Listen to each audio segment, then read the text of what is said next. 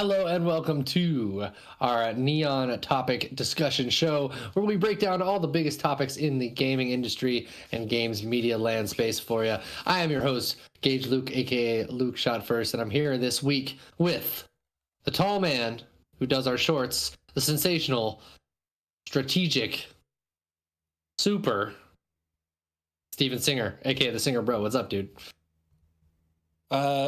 Large and in charge, indeed. Exactly.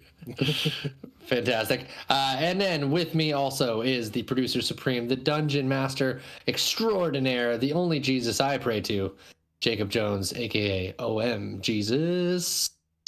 What up? It's me, Jakeo. I'm wearing my Mario Kart shirt. Since 92, bruv. My D&D hat, and I'm ready to fucking rock and roll, dude.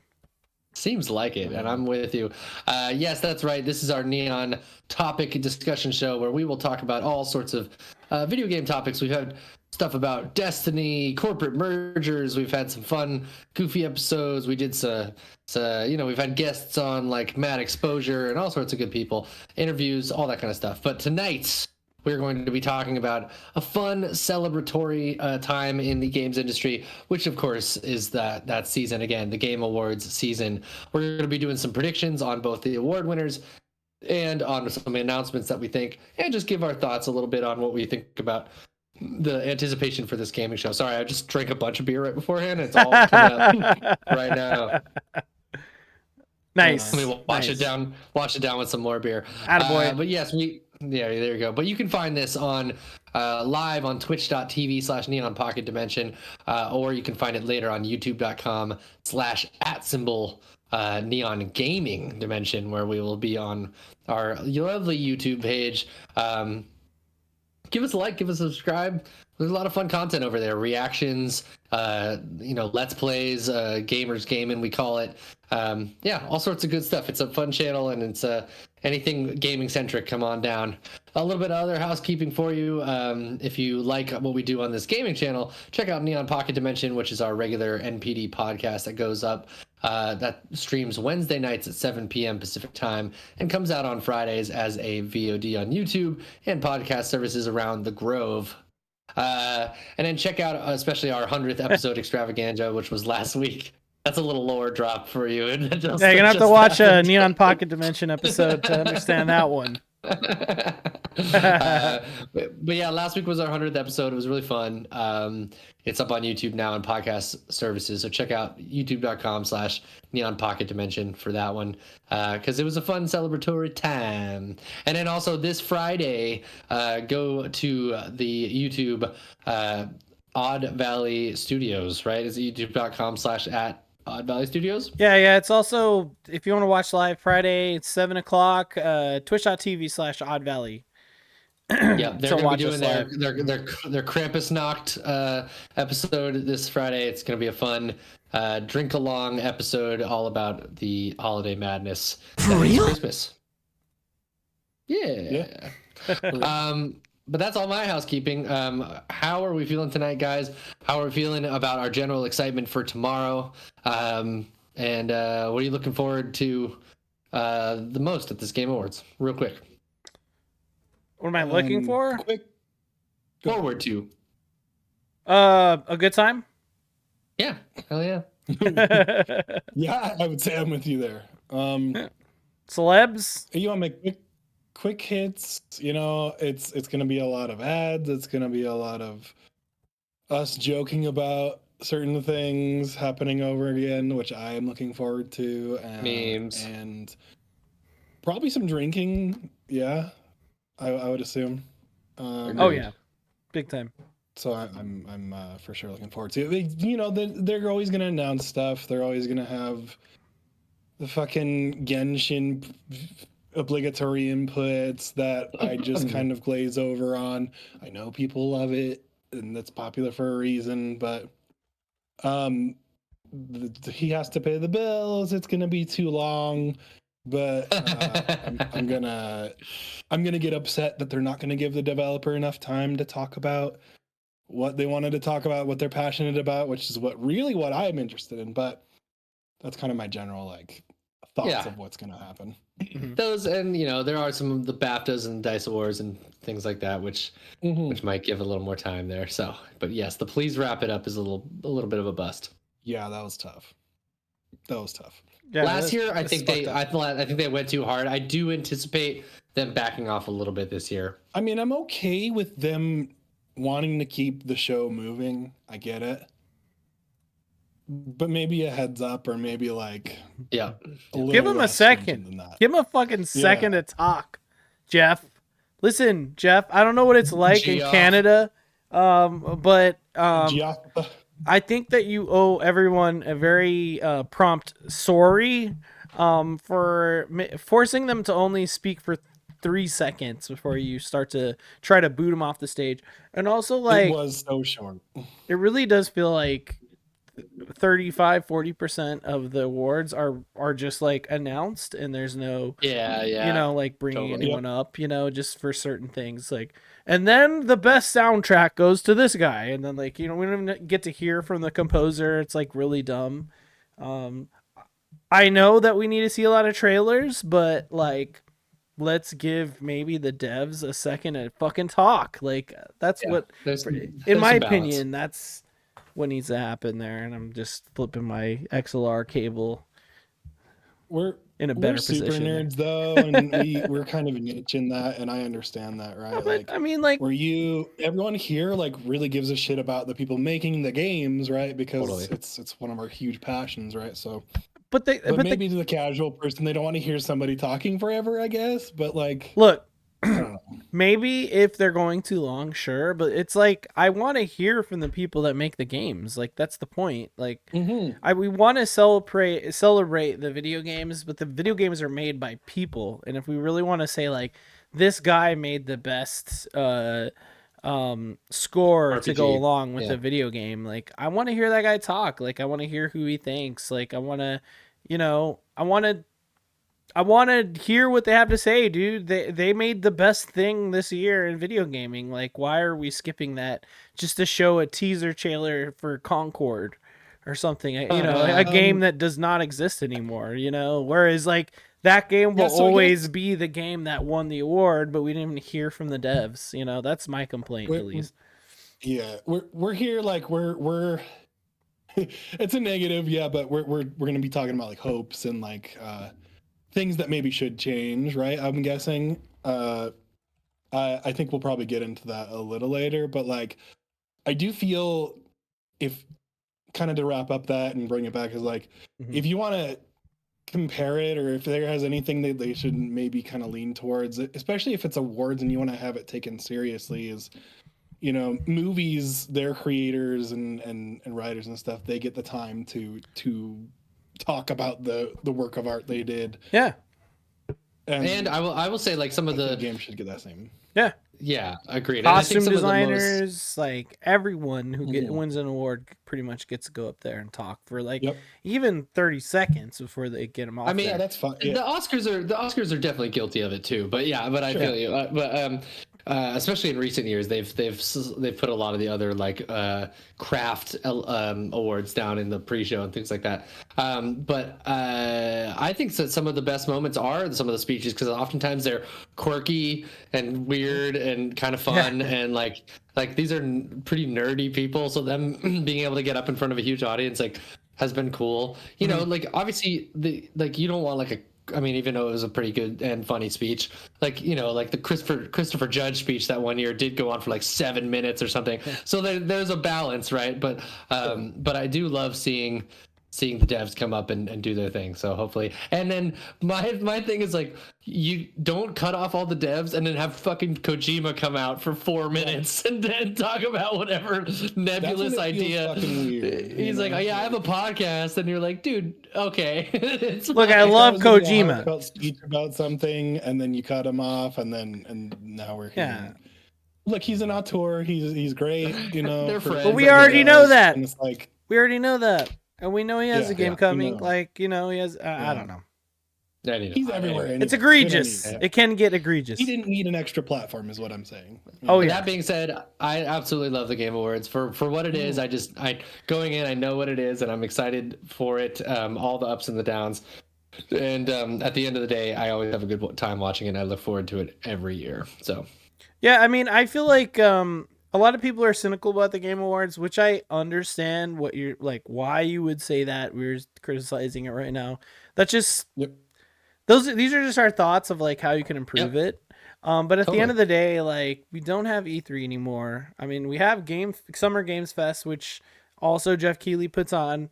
But like for me, it is fun to have a big event for all the gamers to kind of congregate, to like come together and watch a thing all at the same time. And I mean, it's the Game Awards and the Summer Games announcements, like in all its forms. That's what we have, but this is the only one we really have like at this time of year. And it's a way to like honor the year of games that we had, and years like this, and also next year. And I feel like every year we're just gonna have a shit ton of games to talk about, because the pace at which games are coming out now is kind of like way more than I can ever keep up with, honestly. Oh yeah. It's just completely insane.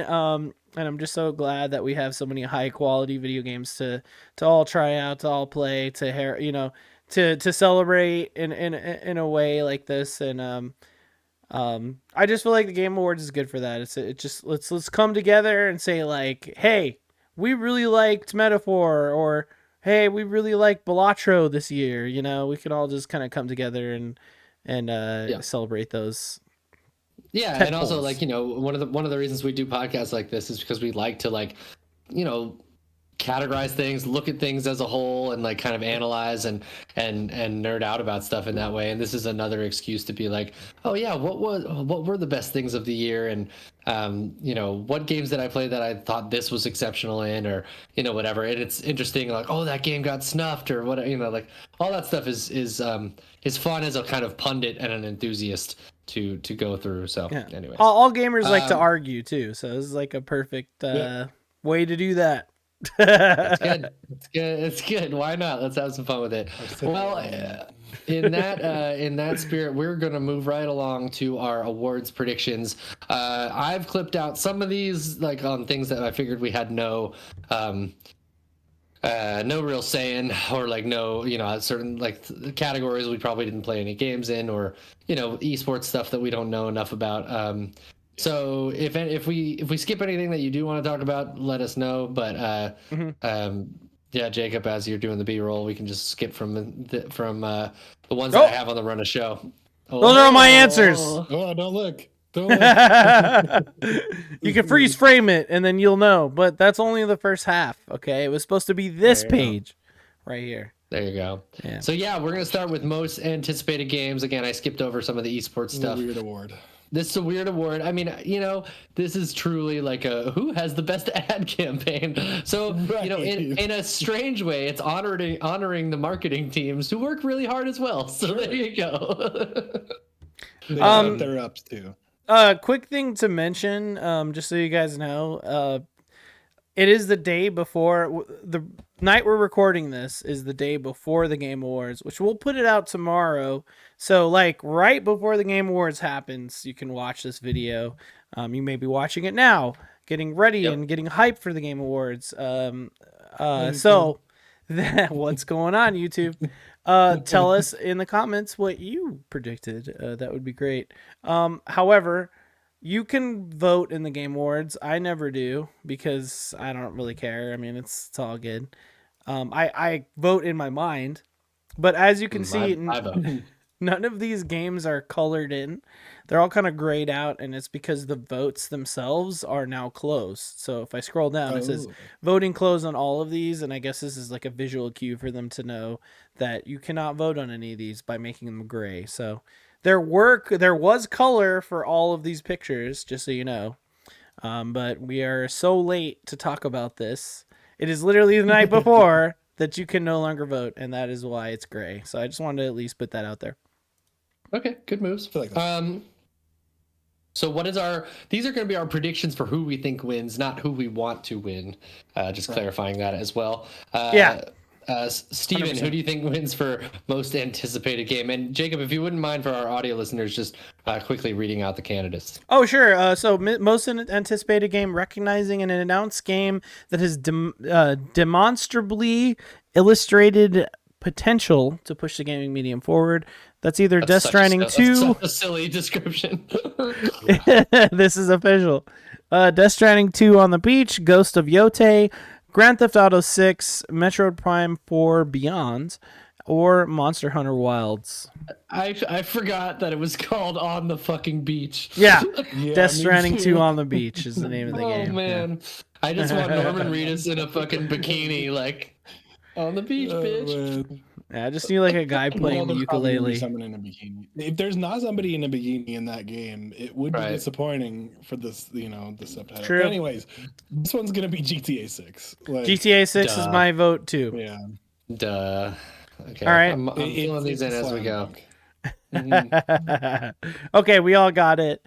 If you actually look at the list of categories, you'll see the next one is like content creator of the year, esports of the year, esports guy of the year. It's all the shit that we're not going to talk about. So we're going to skip directly to the next one. Best. Can I make a confession before we go to this next one? Sure. I don't care about GTA 6. Oh, hot take. Yeah. Okay. You think you're clever, but you're not. Let's move on to the next one. I've just never really been a Rockstar fan, not since like San Andreas. Anyways, I'm more of the Red Dead kind of person, but yeah, I see what you're saying. I like all Rockstar games that I've played. I'll put it that way. So nice. Y'all can can shove it in your ass. Yeah. Spin it around a few times. As well. Is that what GTA 6 is hotly OMGzus anticipated, baby. But nice. I mean, let's look at the other ones really quick. Death Stranding 2. Yotei? Come on, Yotei. I mean, Death Stranding 1, I still need to go through and beat and finish, but I do want to check that out. Metroid Prime 4. From what I played of the first one, the remaster, it's really good. So, that's anticipated. Metroid Prime rules.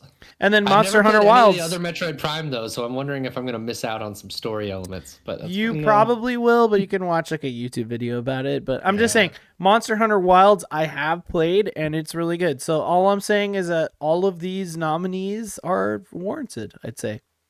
Yeah, I would say they belong there. Yeah. Let's go to the next one. Yeah, best adaptation, recognizing outstanding creative work that faithfully and authentically adapts a video game to another entertainment medium, aka it's gonna make a game a show, baby. We have Arcane. It'd be sick if there was like a comic book in here one year. I know, right? That'd be interesting. That would still possibly fit the bill. We have Arcane, which is really good. Fallout, which is really good. Knuckles, which I haven't watched. Like a Dragon Yakuza, which I haven't watched. And Tomb Raider, The Legend of Lara Croft, which I also have not watched. Steven, what you got? Yeah, I mean, it's going to be, I think, obvious for everyone here. I would say Arcane. Okay. It's a really good guess. I feel like it's between Arcane and Fallout. Maybe, but I'm gonna go with Fallout. That's my actual guess. I am also gonna go with Fallout. All right. Arcane won the year. Arcane's really good. That season 1 came out, and I definitely think it deserved it. And I haven't watched season 2 to be fair, but I think they're gonna give Fallout its flowers. Season 2 is great. Haven't watched it yet, but I'm down. I feel like Fallout will win it, though, personally. You're probably right, but I don't know. I mean, I was touched like between. It's very close in my mind for some reason. I don't know. It is. You're not wrong. I'm just saying, like, I'm acknowledging that you're right, Steven, to say that, like, whatever Ella Purnella is in, if it's a game adaptation, it could possibly be the best game adaptation there is. Because she's in both of those. Best multiplayer for outstanding online multiplayer gameplay and design, including co-op and massively multiplayer experiences, irrespective of game genre or platform. We have so broad. Call of Duty Black Ops 6. Great game. Helldivers 2. Great game.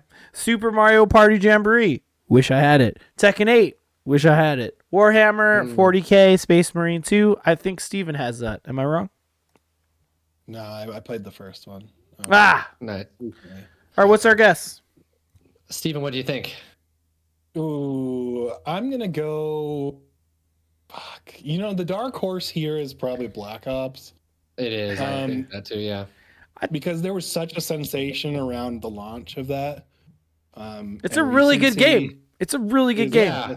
It seems like it is legitimately one of the best Call of Duties in a while. So yeah, it really is. I have to give it a lot of credit. Fuck, I'm gonna go Helldivers though. Nice, yeah. Same, same. I have to. Across the board. All three of us.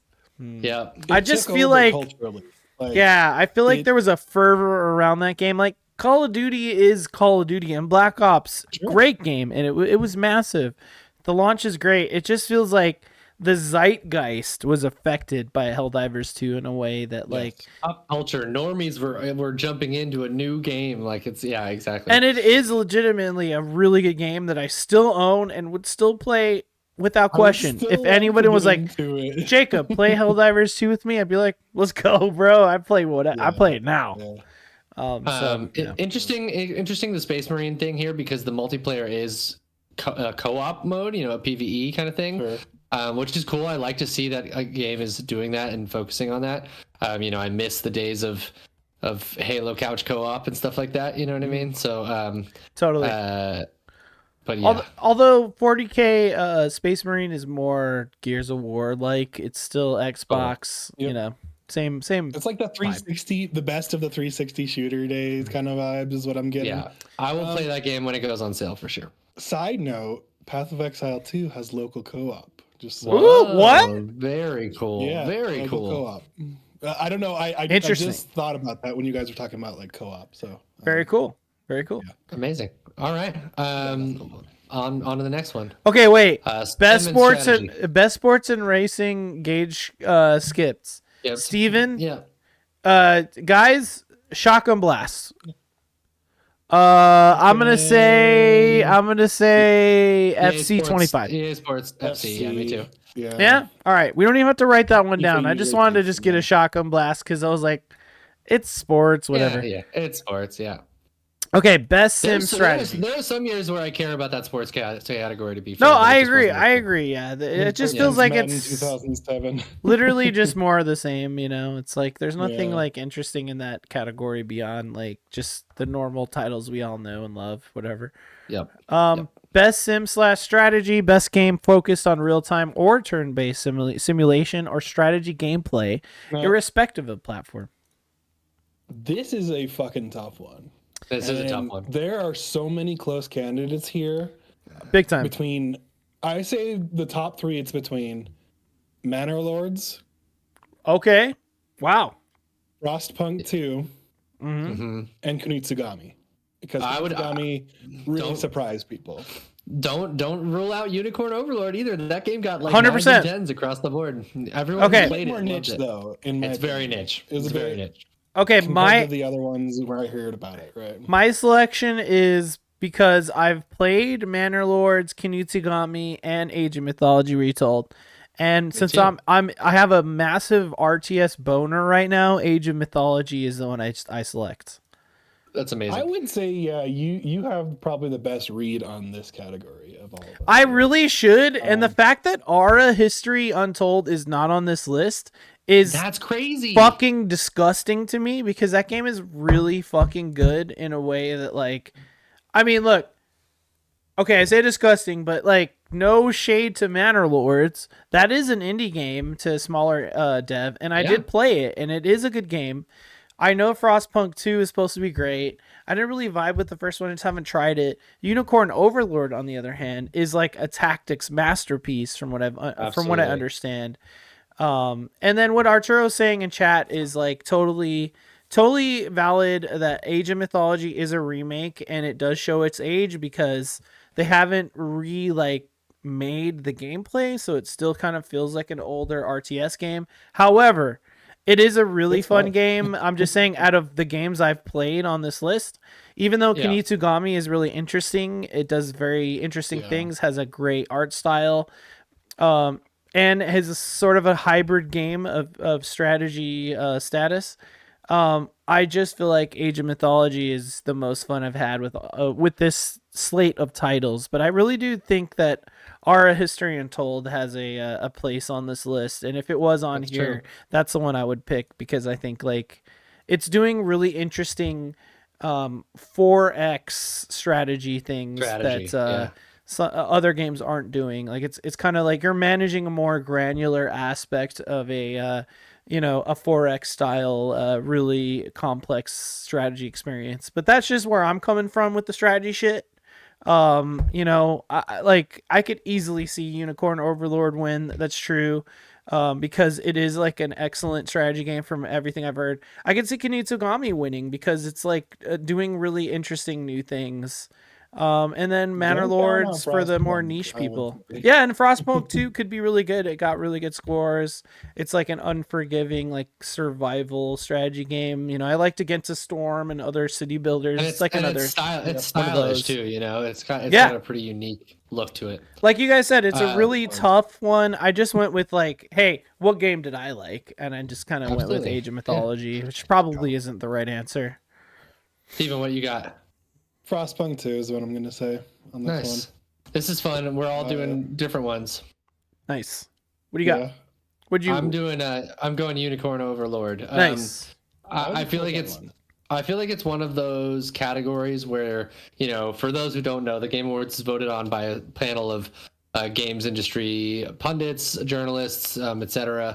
I think there were enough games journalists this year that really liked Unicorn Overlord, and it's not nominated, I don't think, in any other category, and I think they might just kind of give it to that one in this, like even if it's not necessarily better than some of those other games alongside it. I think there's just a bit of a games industry critical fervor behind that game, so we'll see.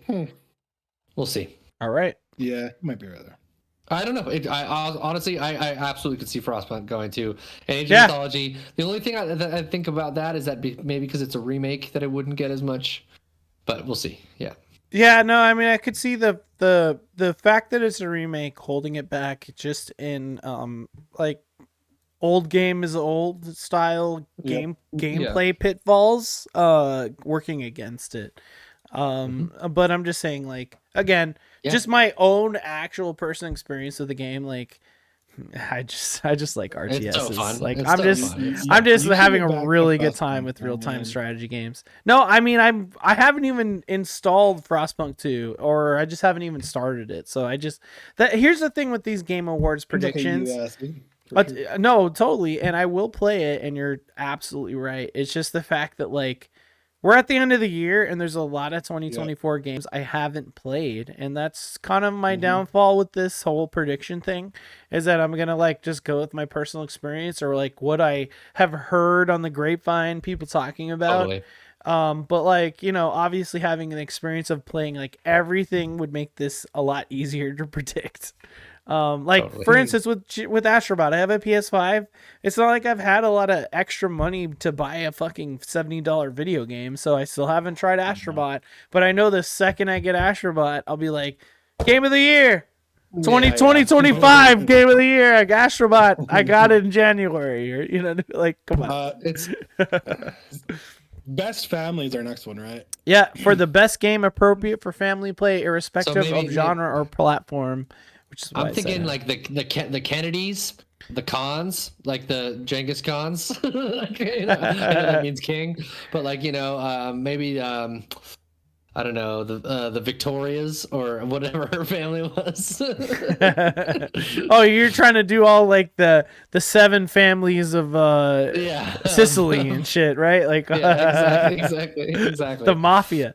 No, okay, so we have Astrobot, Princess Peach Showtime. Super Mario Party Jamboree. Hey, it came out this year. The Legend of Zelda: Echoes of Wisdom and the Plucky Squire. If you paid attention, the middle 3 were all Nintendo titles, but there's 2 non-Nintendo titles in there.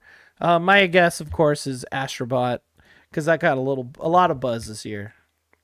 Yep. I would say in terms of what this is, and in terms of like what you said, buzz, and like because it is voted by a panel of critics, like gaming industry people, it's going to be Astrobot. I just don't see Echoes of Wisdom falling under the family game the same way as Astrobot would. Yeah, it's more of an action adventure. Super Mario Party, right? Right. If anything, it's between Super Mario Party and Astrobot, and I think Astrobot was just so phenomenal on so many levels for so many different people. I think this one's a shoe-in. Yeah, I feel like Plucky Squire also deserves to be in the conversation, but I've heard it sort of has fallen flat. In terms of expectations. Actually, as far as like truly family game, I actually think it does really deserve to be here because I've heard it's like a little too easy. It's kind of baby's first vibes with this, you know what I mean? Like baby's first Zelda-like kind of thing. That makes sense. The thing I think about this category that's weird is that like it's not like specifically like couch co-op or multiplayer or party game that you can play with the family. That's what I'm saying. Family content, you know. We need more. We need more awards. We need more. Yeah. Make it more. You know what? What there should be like a favorite like E for everyone game or something versus like best family like content versus best like couch or party game or whatever you want to call that. You know what I mean? If you would have your child play, best. Yeah, if you do like a child game category, then like Blueweed would win it, or like something like that, right? Like, but then it's like, but why aren't we awarding these games? I mean, these games are for the children. What was the alligator game? I love that. Better than right? Like best game to play with the family, right? Yeah, exactly. Get more granular, Jeff. We want more granular. We need a 7-hour show, man. Yeah. Best fighting. Here we go. This is a year for fighting games, y'all. It is. So we have for the best game design primarily around head-to-head combat, we have Dragon Ball Sparking Zero. Woo! Good game. Woo. Grand Blue Fantasy versus Rising, Marvel vs. Capcom Fighting Collection, Arcade Classics, Multiverses, and Tekken 8. Look, what are the fighting game fans like? It's Marvel vs. Capcom. That's got to be my fucking guess. If that's on the list, like, come on, dude. It's Marvel vs. Capcom. That's definitely my guess. In terms of like Dark Horse, it's Dragon Ball, right? It's really good. Really had a peak, a spike of when it came out. Right? Totally. Like, wow, this game is fucking rad. It really is rad, though. That's the thing. People say Tekken 8 has a fantastic story. Tekken always does really good with their stories. Or at least lately, the last few games. I'm not really the fighting guy, but I'm going to say Dragon Ball. Nice. Just based on what I hear from different gaming podcasts and different, like... Oh, yeah. People are loving it. It's a dream come true for them. For Dragon Ball fans. And it's the only one I've played out of this, so... It's a good pick. Yeah, I could see it. I'm going Tekken 8. I think it had a pretty stellar launch. I think it looks pretty gorgeous and people are liking it, and the fighting game community seems to be behind it, so that's cool. Poor Multiverses. They just botched it. It's not horrible. It's not horrible. It's just no. I'm saying they had something good, and they shouldn't have pulled it off. Yeah. What are you doing? Just let it be in early access the whole time. It's like they one day just revoked the game from existence, and we're like, we'll be back with the full release instead of just letting it stay open so we could all just keep playing it. Weird decision. Man. But I feel like the three choices we made are the three that I would choose between. So Totally. Best RPG. This is where we get to some of those categories where I'm like, just pick a game that you like, because there's like the next 3 categories are all the same pretty much. Same but different. Kinda, same but different. But not. I'm gonna read the paragraph for the best game designed with rich player character customization and progression, including massively multiplayer experiences. That last bit is weird. Okay. That is weird. But like we just had that with the multiplayer one. All right, relax. Relax. Okay. We have Dragon's Dogma 2, Elden Ring Shadow of the Erdtree, Final Fantasy VII Rebirth, Like a Dragon Infinite Wealth, and Metaphor ReFantazio, which for me is going to be Metaphor ReFantazio. I haven't played this game for even a split second, but look, Elden Ring Shadow of the Erdtree, excellent action RPG. Probably my game of the year. Yep. However, when I think about what is the RPG that everyone's been talking about, all of the critics, all the RPG fanatics have been talking about all year. Last year was Baldur's Gate. And guess what? Fucking won. That won game of the year, won RPG, it won everything.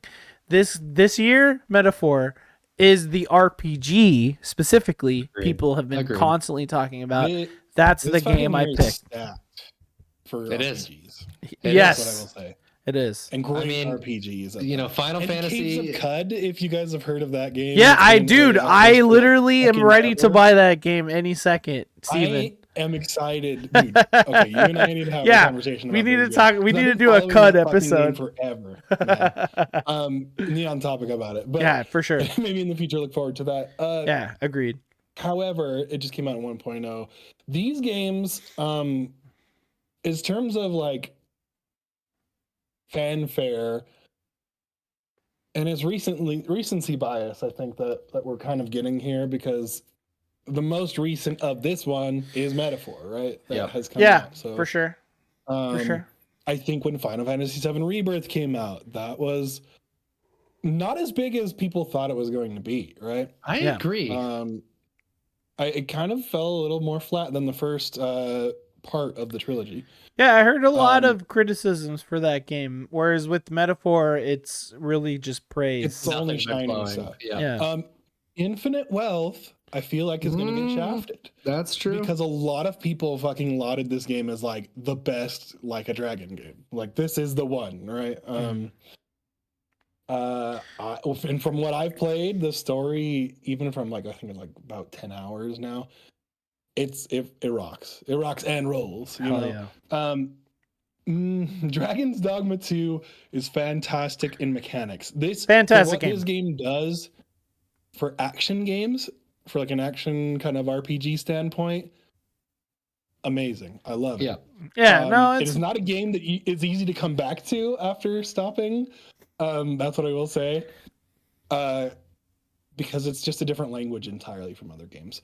It's not as approachable as the other one, so I don't think that's going to be counted in. Well, all this to say, Metaphor is probably going to win, right? If you have a Monster Hunter brain, Dragon's Dogma 2 might click with you like right away. True. Because it's just, I don't know, it's got like a Capcom quote unquote jank to it, that you just have to like understand and like be coherent with. But I still believe in Dragon's Dogma as a series. It's just like a lot of fun. Like, it feels like you're playing an action version of a D&D campaign. And I state that between both Dragon's Dogma games, which is fun. It's a lot of exploring areas and like, kind of an open experience. That's where it's that's where it sings. But at its core, it's just a lot of like fighting enemies over and over again, and like you just have to be like, it's not like grinding. It's just that you're just always finding yourself in a combat situation. So like again, Dragon's Dogma 2 to me is more of a niche, even more than a JRPG. Like a JRPG to me feels more mainstream than it did in the 90s on a PlayStation 1. That felt niche. These days, a JRPG feels mainstream, and like that's why Metaphor, like to me, from what I hear from everyone playing it, it's a JRPG through and through with some ARPG elements. It tells us a great narrative in a way that like only Atlas can do. The Atlas teams that make those excellent Persona games that everyone loves. It's just like peak RPG. It's just had so many accolades, and when I look at this list, it's just like it clearly should win, but like my bias will always be with From Software, like and come on, man. Yeah, and even with like a DLC, like I don't give a fuck. Yeah. Like Shadow of the Erd Tree was the hypest thing I did this year. 100%. That I just locked in and finished. You know what I mean? That I just don't do with games. Like, you know, I play like 100 games, but then Elden Ring, this DLC comes out, and I'm just like focused. I finish it. You know what I mean? Like that means something to me. So that's where I'm coming from on all this. And one more thing before I have Gage. Sorry, you're chilling. But if we're going by their categorization, by all standards here, Shadow of the Erd Tree should win, right? Agreed. Yeah.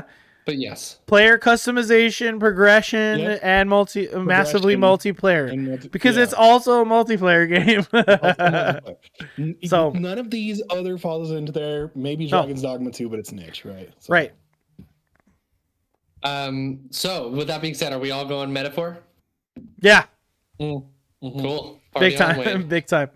Yeah. Thanks for the RPG debate. That was good. That was good. That's so fun. All right, now here we are in best action adventure as I open up my fourth beer. Attaboy. Attaboy. And Jacob, you want to read off the folks for us? Yeah, man. For the best action adventure game combining combat with traversal and puzzle solving, we have Astrobot, Prince of Persia: The Lost Crown, Silent Hill 2, Star Wars Outlaws, The Legend of Zelda: Echoes of Wisdom. Are all of the options there. What's so interesting about this one to me is okay, Silent Hill 2, phenomenal game, but it is specifically about how you feel so sluggish and kind of incapable in that game, so that your action is hindered, so you feel the claustrophobia of it and the terror of not being able to really control yourself very well. So that's an odd one to me. And then Legend of Zelda: Echoes of Wisdom, you're literally not doing the action. You're literally creating other stuff to do the action for you. So strange. And you can become Link and do a little bit of action, but it's on a cooldown. Star Wars, and then in Star Wars Outlaws, like the game is essentially a stealth game, and so it is about doing less action. I mean, I know obviously there's action in the game, but you know what I mean? Just an odd grouping here. But adventure. I know it's adventure. I just feel like the only action adventure game this year was Indiana Jones, which fell 100%. That like fell under their like time like cut off, right? Totally. So like what's the only actual adventure game here? Perhaps maybe Star Wars Outlaws, possibly Prince of Persia, I guess, but it's more of a 2D action game. It's more of just an action game. I don't know what the adventure is about. Sorry. That's it. My answer will have to be Silent Hill 2. Even though what you're saying is correct, where it's like you're constrained in the action because of it's a horror game. First of all, why is there no fucking best horror game category? Because horror games every year. Horror game is a massive category. Madeline Stanley and I did an entire podcast of over like it was like an hour and a half only talking about horror games throughout the years. Like there is a lot of horror experiences out there that should be rewarded. So like I think that Silent Hill 2 should have took the horror game like trophy this year, but like I think that between all these games thinking about action and adventure, Silent Hill 2 takes it because it's like there is action in the game. You are exploring, you're in a narrative, but you're also solving puzzles and stuff, you know? Oh yeah, it is like, actually super adventure-y. Even just the way you interact with the world in that game and constantly looking for clues in drawers and kind of abstract objects that you're picking up that are then relevant later. Like it is very much an adventure narrative. Even though it's a horror game, I think that like that is the game that fills that box the most for me. That's all I have. I could see that. I like that. Actually, Arturo in the chat said the horror game category is called games as a service. Ha! Yeah. Good joke. That's a joke. That's a joke. Steven, what are you thinking? Fuck. Star Wars Atlas doesn't belong here. I agree. I loved it for what it was. It should not belong with these other games. I'm sorry. In my opinion. It's just not good action. Like, it does not service that bill at all. I don't know that it's really adventure either. Like, obviously it is. I will say. Is it? I'm sure it's adventurous to some degree. You feel like you're on an adventure and you're very, like, the crux and the reason I kept playing that game was to explore the different parts of each planet. All right. Right? That's why maybe it's here, right? Because it does. But in terms of, like, how I feel like this category is going to go is what's the best game overall, right? I don't think this even matters to like category wise for the selection we have. So I'm gonna say Echoes of Wisdom will probably win. Okay, yeah, interesting. I was thinking that maybe that's where this gets flowers because I think Echoes of Wisdom is gonna get snuffed otherwise. You know what I mean? Yep. Like yeah. I mean, it's a great game. Yep. I played through at least half of it, so I do want to play it one day when the Switch 2 comes out. Switch 2, yeah. Wait for performance. Yeah. I know. I'm not playing any Nintendo until there's a new console again, or until I get a Steam Deck. I'm going Echoes as well. Just Echoes too? Okay. Yeah. We got best action game, just pure action. Best game in the action genre focused primarily on combat. We have Black Myth Wukong, fair pick. Call of Duty Black Ops 6, fair pick. Give me a best shooter category. You know what I'm saying? Yeah. Oh, dude, right? Helldivers 2, fair pick. Stellar Blade, fair pick. Warhammer 40K Space Marine 2, fair pick. They're all fair picks. Like I feel like this is a good representation of this year. Of course, I picked Black Myth Wukong this time around because I feel like a lot of people liked it enough to maybe they could win this category. I feel like this is where they should win anything, if anything. So that's my pick. I agree. I'm going with it too. I think there's a lot of fervor behind this game from the internet for sure, and from the people who really like it. I think they really, really like it. So yeah. Yep. I can maybe see Stellar Blade as well getting up there though. Yeah, totally agreed. They're all fair. Wukong wins it. I'm okay. It. Wukong wins this one. I feel that. I think we're all plugged in there. We're all Wukonging. Best VR is gonna be Batman. That's what I think. What are the other things really fast on that? Whatever. It's fine. Metro, Metal Hellsinger, Asgard's Wrath 2, Arizona Sunshine Remake. I gotta try Metal Hellsinger in VR. That sounds fucking. That sounds sick as fuck. Best mobile game for the best game playable on a mobile device. I picked Balatro. It is either AFK Journey, Balatro, Pokemon TCG Pocket, Wuthering Waves, or Zenless Zone Zero. They're all valid, I think. I put Balatro though. Balatro should win. Should win. And if it is the panel of critics, this is probably what's going to win. Actually, never mind. I was going to say Zenless Zone Zero. If it was fan vote, Zenless Zone Zero would have won. But yeah, it's not. So any gacha game will win if it's just the fans. Yep. Did you see the fan category? It was all it was like all gacha games, yeah. And then Elden Ring. I'm happy to see TCG here though, because it's really good. For what it's doing is really good, yeah. If Balatro wasn't here, TCG would be my pick. Mm-hmm. I am gonna gamble it and say Pokemon TCG. Attaboy. Oh, I like that. I would love to see that. Contrarian. I haven't played Balatro yet, and that's where you're fucking up. You don't want to juggle Slay the Spire and Balatro. That's where you're fucking up. And TCG. You need to play Balatro, and then you'll be like, I get it, guys. I get it. I know. Best debut indie. For the best debut game created by new independent studio, we have Animal Well, Balatro, Manor Lords, Pacific Drive, The Plucky Squire. All excellent indie games this year. Amazing. So much pride in this category. I mean, this category is always, cool to look at because indie games are always innovating and doing stuff. But look at these games. I mean, Animal Well is game of the year for a ton of people that I've heard talking about. Balatro is like revolutionary card game that is like potentially like changing card game play forever. Like Manor Lords is like a pretty darn adequate RTS, which is a really hard thing to do out the gate. Pacific Drive, I actually don't know that much about, but I think the people that like it. And then the Plucky Squire, it had a really is cool hook to it. Like everything revolved around repairing the car and like everything. Like the concept was neat, but for me, it kind of just missed in terms of like it had like a lot of jank when it first launched. So totally, but hell of a first game. And then the Plucky Squire, like that art style and the innovation between 2D and 3D exploration, like that's a truly unique and awesome thing. So amazing games. A lot of innovation here, right? Exactly. Balatro. Balatro. I'm gonna go Animal Well because I think that's where this could get its flowers. Yeah. There's that thing. There's that thing where these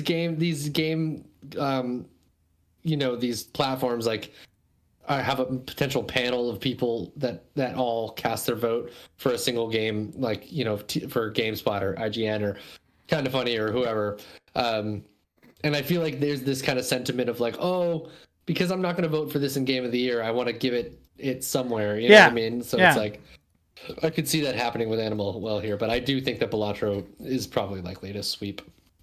Yep. Yeah, you're not wrong. I see where you're coming from, but I just went with Balatro, man. Yeah, I get you, man. I get Best independent game for outstanding creative and technical achievement in a game made outside the traditional publisher system. Again, we have Animal Well, Balatro, but then we also have Lorelei and the Laser Eyes, Neva, and UFO 50. I'm going to go with Balatro again, even though UFO 50 is a close second. Should probably get this. It should probably get this. If you saw what UFO 50 is doing. Amazing. Oh, yeah. It's incredible. Amazing shit. It's a game that I really need to get. Even Neva, which I really want to try at some point, apparently is just incredibly beautiful and just delightful. Like art, right? Yeah. I don't know. It probably Balatro will take it. Yeah. I really think it'll take it. Nice. Balatro.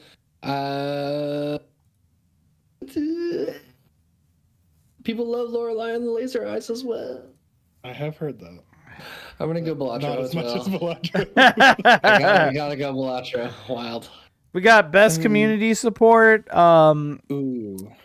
Hell yeah. Recognizing a game for outstanding community support, transparency, and responsiveness, inclusive of social media activity and game updates / patches.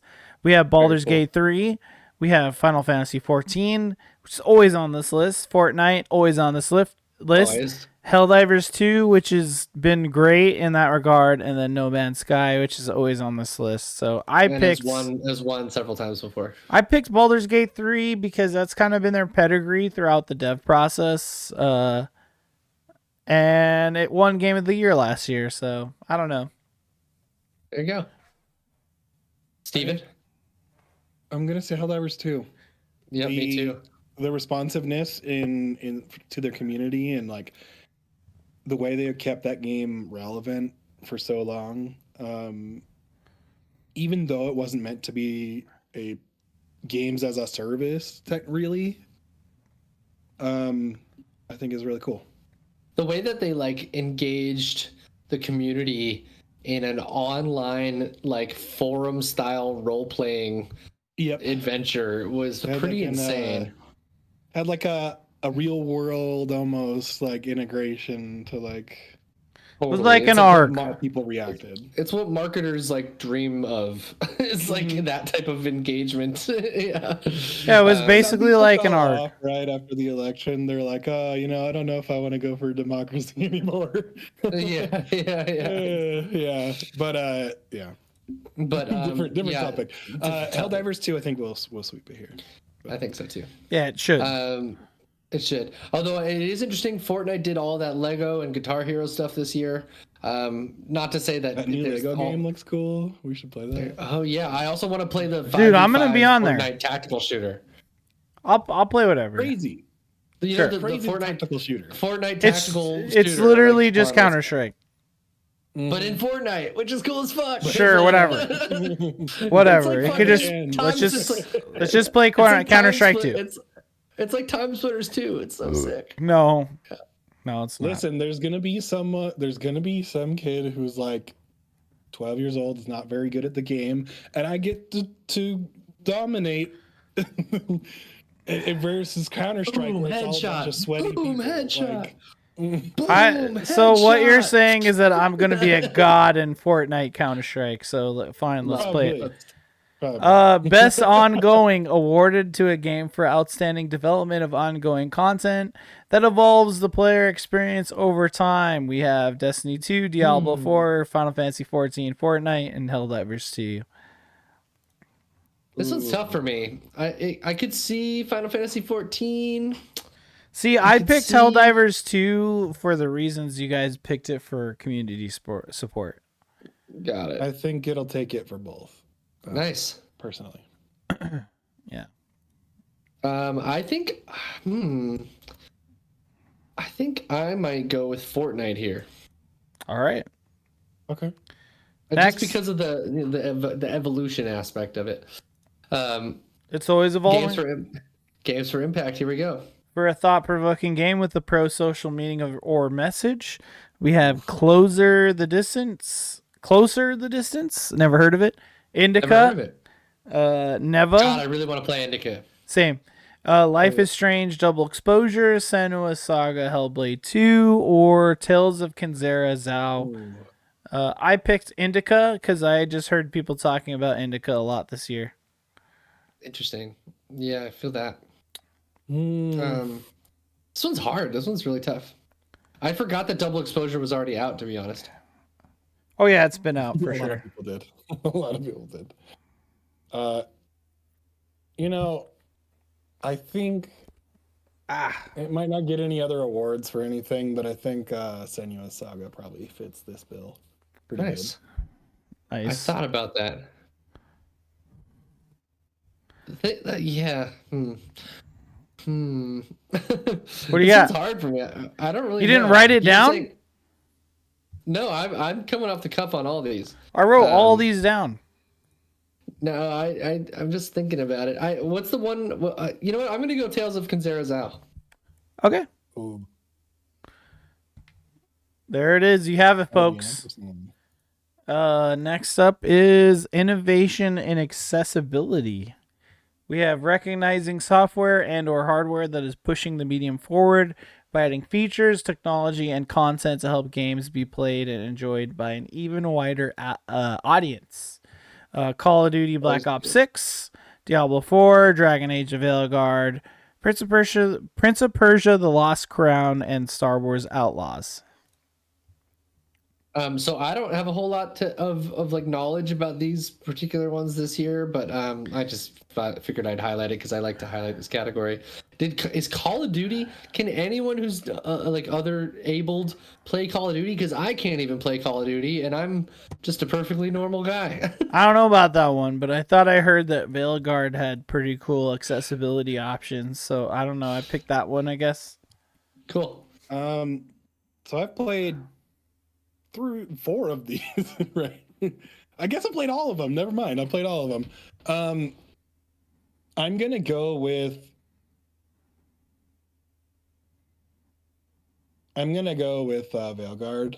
I feel like it had a lot of things to like, big font, colorblind, all of the things that you would think of when it comes to that. That being said, Star Wars Outlaws is a close second. They had quite a bit of accessibility things in that game. Cool. Nice. I think I'm going to go Prince of Persia because they had some really cool, innovative like gameplay things like being able to save like screenshots and map things and markers and things like that for people who might have. Yeah, I don't know. It was just they did some stuff that was like built into that game that I heard about that was pretty cool. But it could be anyone. I was perplexed to see Call of Duty on there, but cool. Yeah. Yeah, I don't really remember accessibility stuff. Yeah. Maybe it's in the campaign, All right, best performance. Here we go. These are some of the categories that are starting to get more fun. So we have Brianna White, Final Fantasy VII Rebirth. She played Aerith. Hannah Tell, Life is Strange Double Exposure, probably the main character. Max, yeah, that's Max, yeah. Humberly Gonzalez, Star Wars Outlaws, definitely was the main character. Luke Roberts, Silent Hill 2, definitely main character. And then Melina Juergens, Senua's Saga, Hellblade 2. I don't fucking know how to say these people's names. But again, the main character. Okay, who's the middle one? Humberly Gonzalez, the main character from Star Wars Outlaws. She played K-Vest. Yeah, K-Vest. Yeah, the main character. She did a good job. That's nice. What I will say. Shit, I don't know. She's a baddie. Sorry. She is. My answer is Melina Juergens, if I'm saying her name right, because I have only played that game of all 5 of these, and her performance was incredible. Having not beat the game, but playing probably through half of it, I just have to say that she really fucking acted her heart out. and she carries that entire game. Like the entirety of that game rests upon her shoulders. It's crazy. I think that if Hellblade 2 will win anything, it's this one probably. Yep. I don't know. I bet.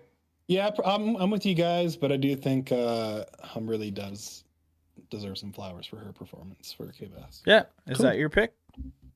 Yep. There you go. Humberly or Melina? Humberly. I'm gonna hopefully dark horse it there with that one. There you go. Humberly, what's her last name? Who knows? Gonzalez. Gonzalez. Yeah. Best audio design, recognizing the best in-game audio and sound design. That's like sound effects and stuff.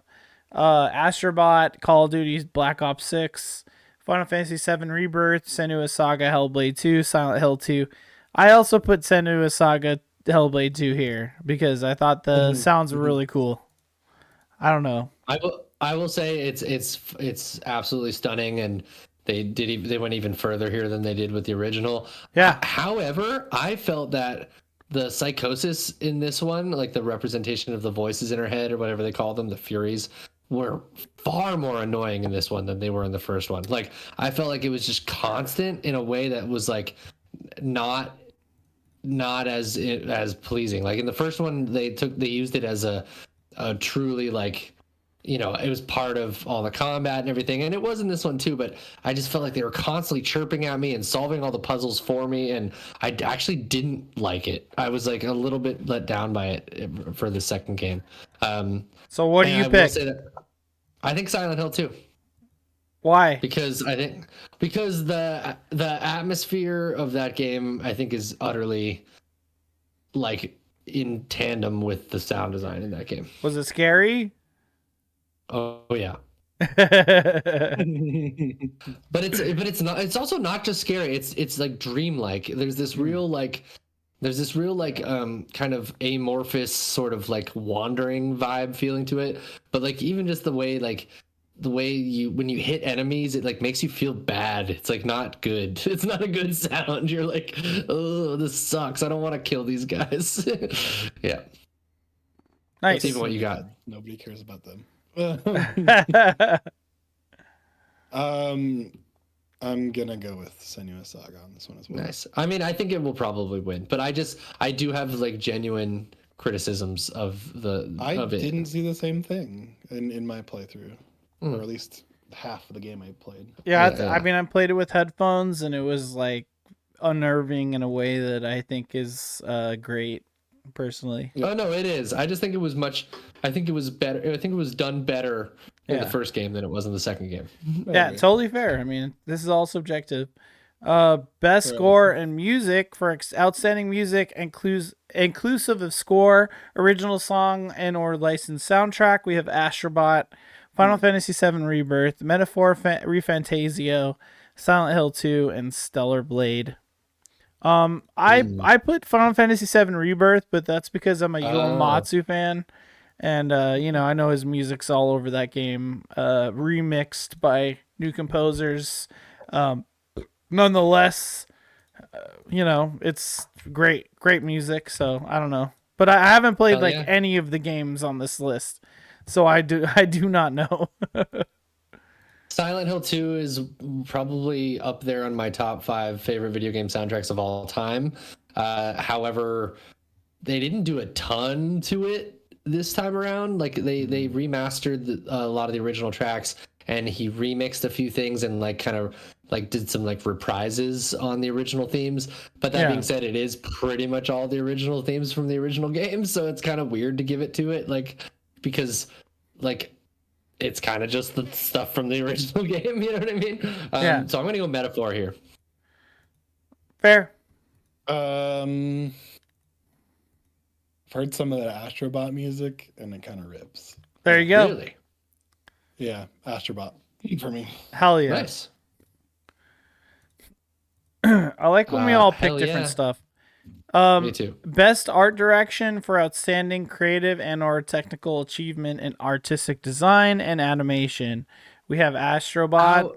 How is Senua not in this category? You know what I'm saying? Agreed. Yeah, Astrobot, Black Myth Wukong, Elden Ring: Shadow of the Erdtree, Metaphor ReFantazio, and Neva are the options.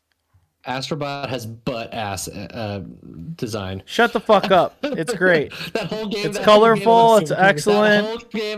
That whole game looks like a commercial from the early 2000s. You look like a commercial for my ass. Fuck you. Yes, dude. If I was a commercial for your ass, you'd be getting a lot of attention on that ass, bro.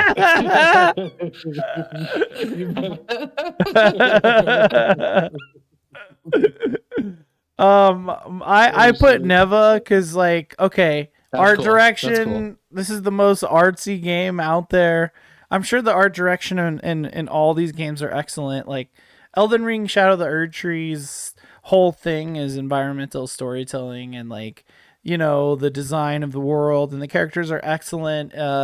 Black Myth Wukong looked cool. It was Chinese influence stuff.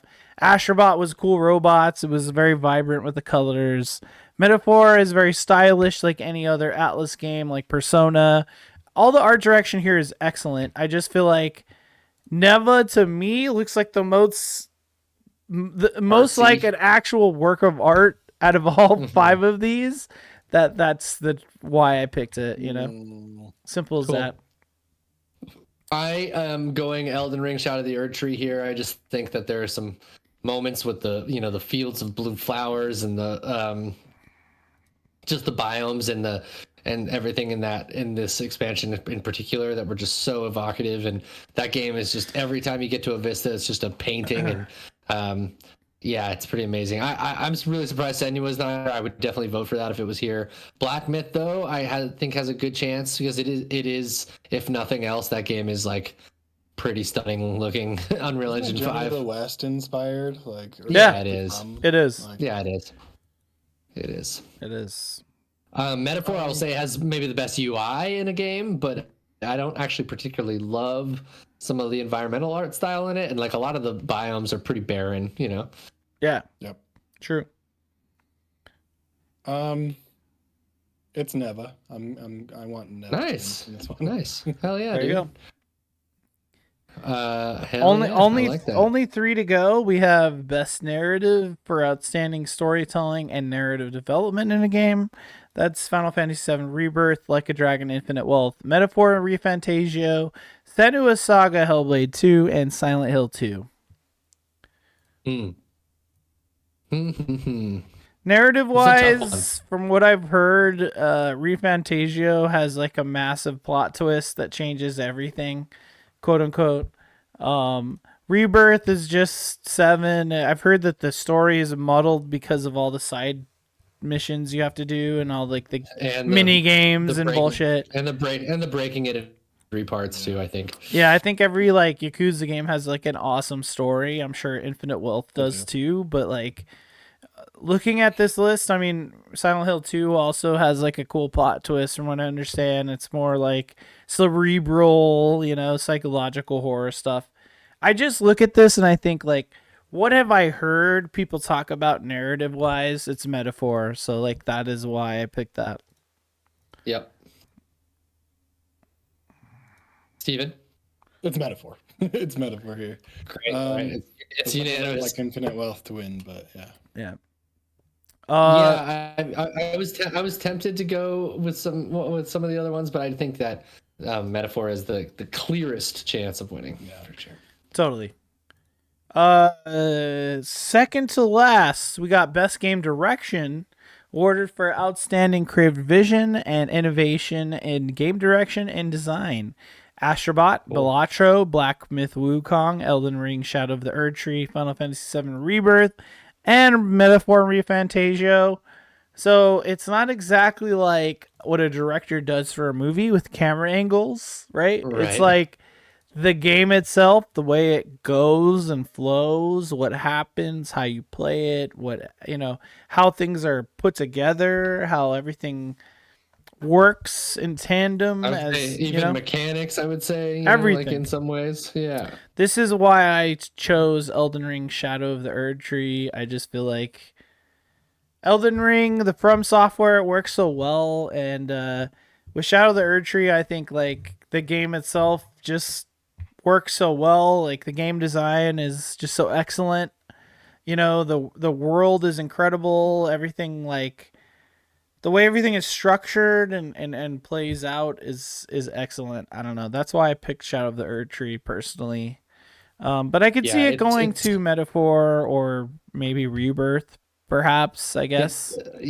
I think that Shadow of the Erdtree, its systems with its gameplay, with its like what you're doing versus what your goal is versus the story, I think it all meshes in a way that screams like game direction. You know what I mean? Agreed. However, a weird one here, Balatro is like it's a weird thing to call game direction, but it is kind of like making a truly unique mechanic in a game, Yeah, I don't know. I can see that. What do you think? What do you think, Steven? It's a tough one. I've not played Shadow of the Erdtree yet. To be fair, it's more Elden Ring. Yeah, that's what I mean. Like, from everything I've heard, it's more Elden Ring, but like, I don't know, some harder in some ways. Well, and I would even say that their use of incentive of exploration to level up your character in the Shadowlands, in and of itself, I think does something kind of fundamental to the game theory of Elden Ring, right? Which is go explore that nook and cranny, go find everything, and that's actually how you get better. That's a pretty cool thing. Anyways. That is, to me, the bread and butter of game direction, and that's why it's my pick, straight up. I think when you put all those aspects together, Erdtree fits under that. So my pick is Erdtree as well. Balatro could maybe take it, is what I say. But I like that. Erdtree. I like that too. Okay, you're gonna fall in line, huh?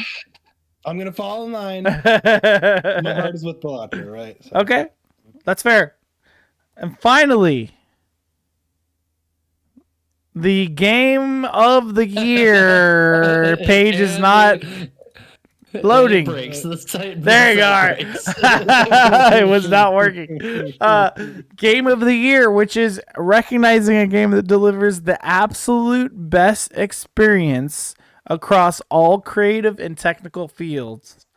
You have Astrobot, Balatro, Black Myth Wukong, Elden Ring, Shadow of the Erdtree, Final Fantasy VII Rebirth, Metaphor ReFantazio. I want you guys to answer first. Because it's a tough one. I chose this one first because I was working my way backwards from your list, Gage. Yeah. Which is fun. And I'm gonna stick with my pick just because, like, at this point, I just want it to be the answer. But I want to hear what you guys have to say first.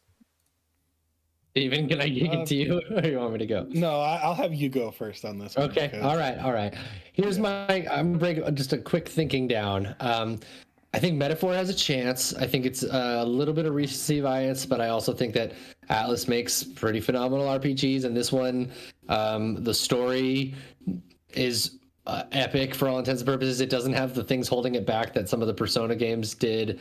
I think it's just like the kind of what do you like, the magnum opus of Atlas video games. So I think there's a good chance.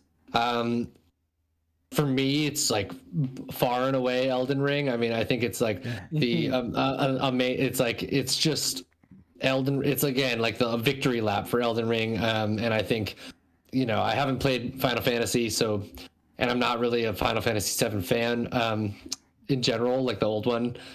So I don't have the love for that some people do. I know some people think it's the second coming of Christ or whatever.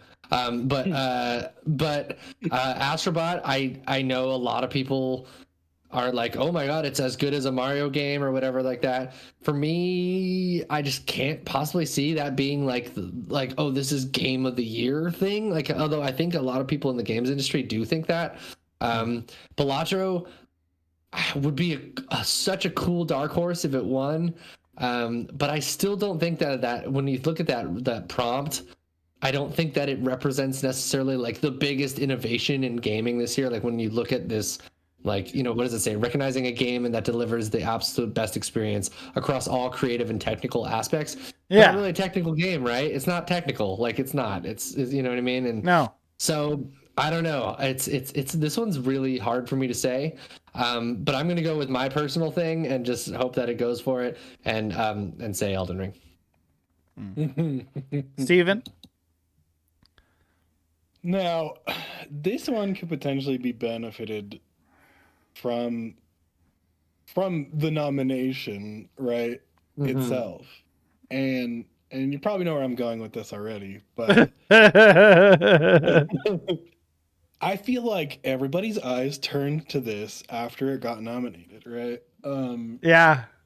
And that there's something to be said about that. This motherfucker, dude. Keep going. It may not have been the most technical, right? But design-wise, it's such a solid fucking game. I think it made some masterwork in design. Totally. And they're like, oh yeah, I just got lucky the way, I got lucky with it, right? And even with its like design seems simplistic. It's building upon a game that has been around for centuries, but it's like, absolutely, why is it so good? Why is it so good, right? Is the question that I feel like everybody keeps coming back to. Why am I so addicted to this thing? It is the one game that people cannot stop talking about since it came out, I feel like. Yeah. That's Balatro. I feel like that fits that. And I think for me personally, it's the game I can't. The way I classify game of the year is what I consistently thought about throughout the year of like, fuck, this game. Yeah, or what game do you keep coming back to? What game do you keep playing over and over and over again? That's why I gave what was SD Gundam Battle Alliance my game of the year one year, because I was like, this is the game that I just love. Like I just can't stop playing it, dude. 100%. Everything you're saying resonates with me. That's why I also picked Balatro. That's amazing. That's awesome. But hey, it's got one song. So like the music isn't quote unquote great. It's just one song forever. It just sort of like changes based on what you're doing. So like that's a mark against it. Graphically, it's not the craziest thing ever. It's not really innovative. It's like technically, card, right? Kind of. Yeah. It's not technically innovative, but yeah, exactly. It's not an original, I suppose. You're still using poker rules. You're just doing it in a really interesting way that is like very creative, and it uses like crack cocaine. It uses gamer ass concepts in such a good way that like works with a game that you're already familiar with, which is why it just works so well. I just like Steven, we're on the same wavelength where I'm just like, what's the game that I just like I bought it multiple times, which I don't do. Yeah, same. I've had to restart on both. There's no cross save, and I've just played it equally as much on both PC and Switch because I like this game so much. Like, I just feel like video games these days, they're so big and they're so like it costs so much to make, and there's all these people involved. There's like suits with balls on them. There's people telling crazy stories. It's like a movie. It's like a show. It's like lifelike. It's just so much, and then you're just like, let's play this dumb poker game on my fucking phone, and you're like, why do I love this more than anything else that costs so much more? And that is exactly what video games are about, is that sometimes a video game can just be a video game, and you could just play it and have fun with it and be addicted to it. And I think that's what it is, right? at the core of who I am as Jacob, as like an arcade fan. Same thing why I like Vampire Survivors, like why I like really simple ass shit like Flappy Bird, you know what I mean? Like Balatro scratches that like core of video games itch in a way that is just, it needs to be heralded. I just cannot believe it's on this list for Game of the Year, and I must pick it because it's there. And it's that simple. Awesome. That was a beautiful monologue, dude. I love that. I do think that there is something fundamental about video games in it, right? Like that thing that brought us all to the medium at the very beginning, which was just one more thing, one more run, one more try. You know, it's a mechanic based medium, right? And even if now we've added on these layers of complexity and storytelling and narrative, which is what I, to be honest, come to games for most of the time these days. You're right. This year I'm playing fucking Slay the Spire and Pokemon trading card game. It's exactly what I'm talking about. Is like the comfort of a video game can be just like, well, let's just fucking open this card pack. Let me just take a break from my day and like do let me just try to make like 2 pair so strong that I get a 2 pair of 2s and 3s, and motherfucker, it is just like pew pew pew pew pew, hundreds, like thousands of points times a million. You're like, god damn, this is amazing.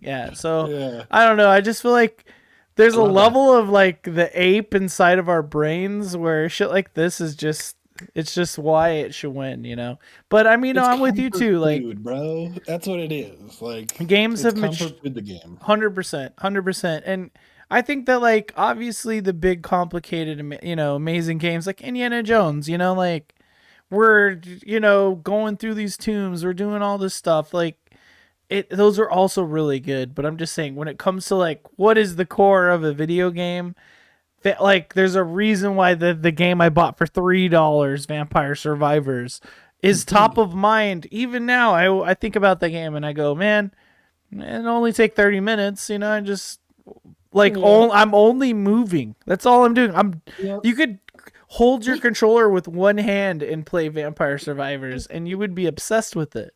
It's the same with Balatro. I just feel like beautiful. Video games can be fun. Also, I'm changing my answer to Metaphor Re Fantasio. Not a bad answer. Honestly, it probably should win.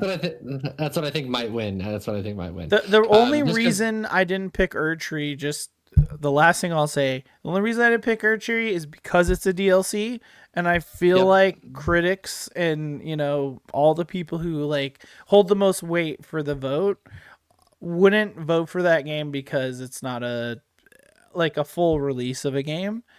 Even though like I honestly like think that was the best game I played this year.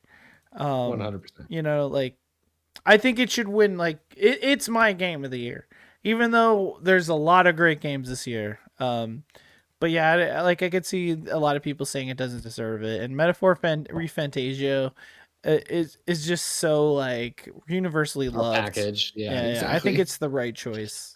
Probably. Cool. Well, it is late and I want to get you guys out of here, but quickly we're going to do 2 predictions and the way it's going to go as far as announcements. The way it's going to go is we're going to do 1 surefire prediction, and then if you want, you can add a little flair onto it, which I like to call the Taco Bell Live Moss moment, where, you know, it's a prediction that you're like, oh, this is going to happen. But then like if we get a release date, or if we get this character announced in it or whatever that makes it extra special. So we're gonna do one surefire prediction and then one long shot, which is just kind of like it probably won't happen, but if it does, it'll be hype as fuck. Jacob, let's start with you. Okay, my surefire prediction is actually one of two things because I thought you guys would go first. So I'm gonna just say GTA 6 trailer announce. Surefire, your surefire is GTA 6. I really think GTA 6 will show up at the TGA. Wow. I know that's a little wild to hear out loud, but it's coming. It's coming for you. Everyone's like, it doesn't need the Game Awards. It doesn't need the Game Awards. Yeah, it sure doesn't fucking need the Game Awards. But all these motherfuckers are watching the Game Awards. We're all going to be watching it at the same time. Why not put out this trailer they've been putting together for a couple months? Tomorrow night. It's gonna maybe come out on the fucking anniversary of the first trailer release, and people thought it was gonna come out then. Exactly. I think there is something to that. I do think there is something to that. Okay, and then my Taco Bell Live Moss moment is that Miles Teller will come out on stage, and he's a character in GTA 6. Wow, I love that. He's okay. What's up, guys? It's Miles Teller. Here's my new character. Fucking bullet casing. I don't know what the fuck his name would be. Something stupid. It's like 9 Ball. Because there was 8 Ball was a character in GTA 3. I don't know, dude. 9 Ball. I see you. All right, that's it. Love that. Steven, you got one for me? So the surefire I have is they are going to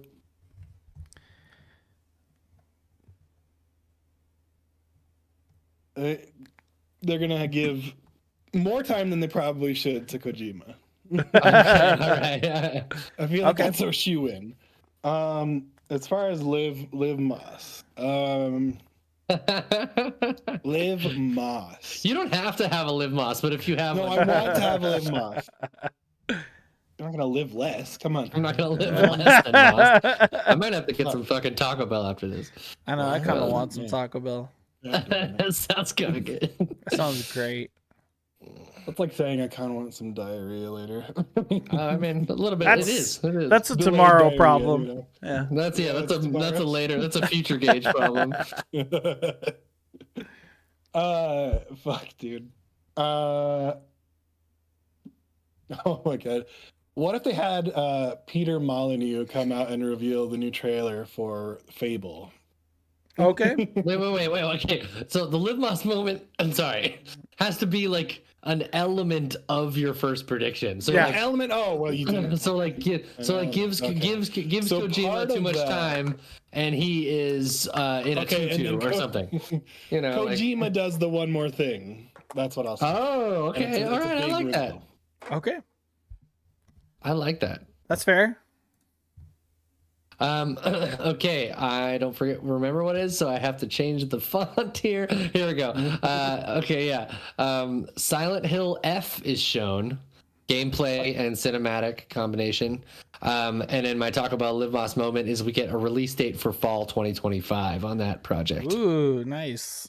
Yeah. Yeah, I just think it's possible. I think it's time. I'm going to go back to back and do my long shot as well right now. My long shot is... Drum roll. Oh, long shot, a fucking long shot. Is that Sony Santa Monica's studio announces a new game.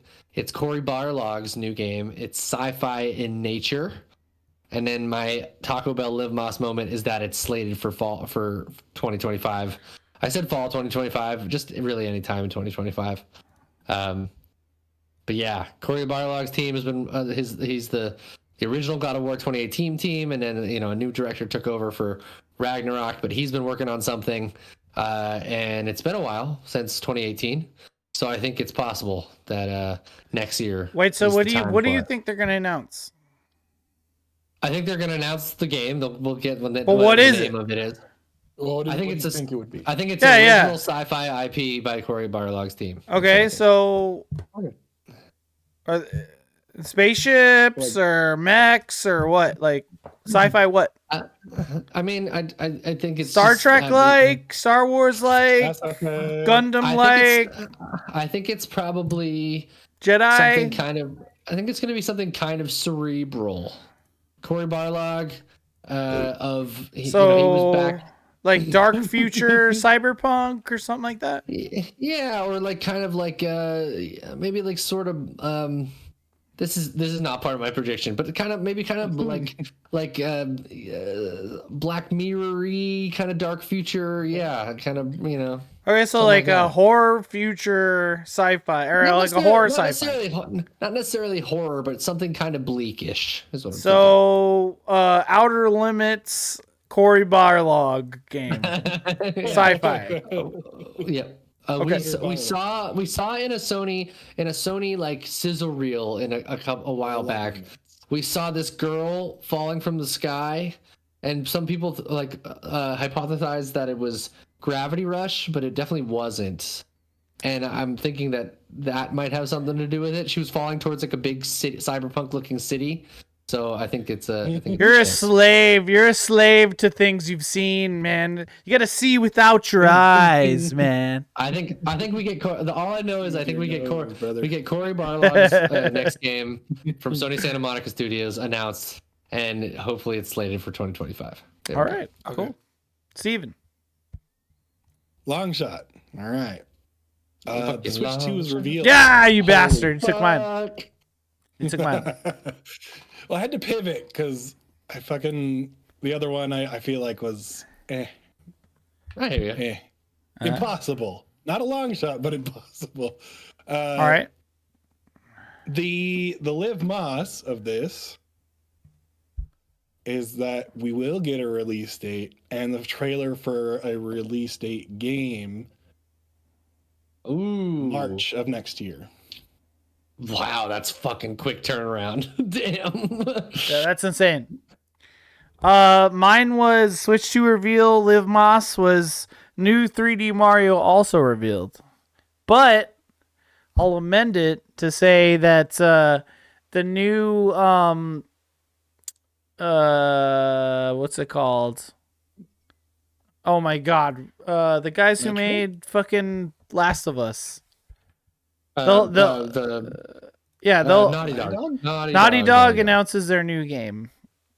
Okay. I doubt it though. It's like really early. Is it a new IP or is it new IP? Brand new IP. It's excellent. Okay. I mean, I could have had another one, but I only put Switch 2 reveal. Let's see what else could be a long shot. What's your Liv Moss moment for Naughty Dog? For Naughty Dog, what? Okay, so it's a new sci-fi IP. It's a space opera epic, like a journey like across the stars.